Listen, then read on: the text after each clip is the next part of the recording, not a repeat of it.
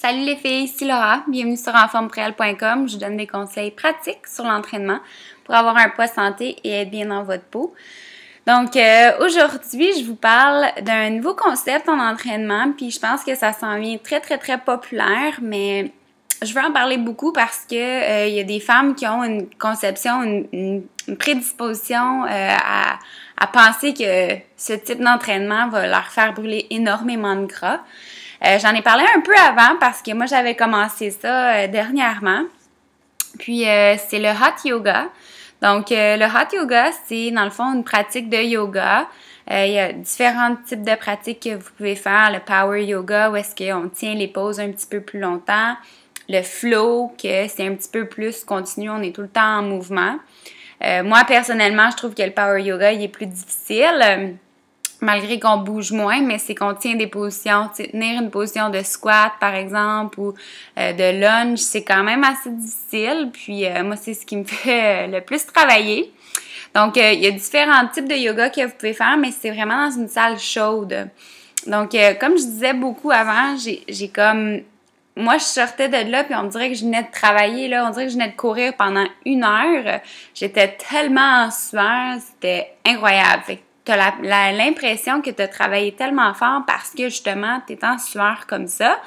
Fait que dans le fond, je veux pas que les femmes ils sortent de là puis qu'ils disent « Hey, j'ai brûlé beaucoup de calories, ça n'a pas de bon sens. » J'ai pas l'impression que ça brûle tant de calories que ça. Faut pas oublier, c'est quand même un cours de yoga. Enlève la chaleur, puis faites le cours. C'est quand même assez un bon entraînement, mais c'est pas quelque chose qui va vous faire brûler énormément de calories comparativement si vous faisiez 1 heure de course. C'est quand même très différent.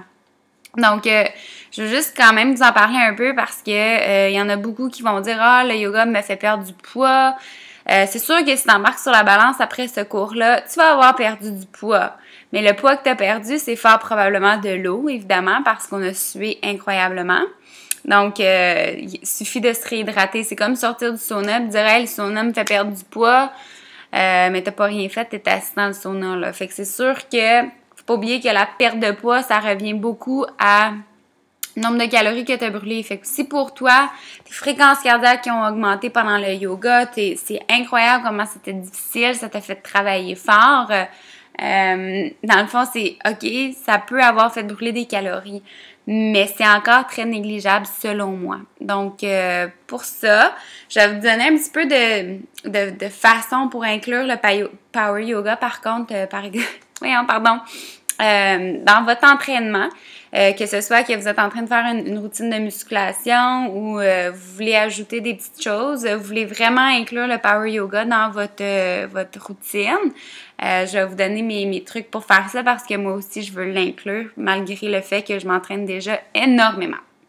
Donc, dans la deuxième capsule, je vais vous donner ces petits trucs-là. Puis, dans le fond, la deuxième capsule est réservée aux membres seulement. Donc, pour devenir membre, c'est simplement d'aller au www.enformepourelle.com/abonnement. Abonnez-vous, devenez membre du Club du mois. Vous allez recevoir le programme de Maxime Saint-Onge à tous les mois et en plus avoir accès à mes deuxièmes capsules du lundi au samedi. Donc, sur ça, je vous vois dans 2 petites secondes. À tout de suite.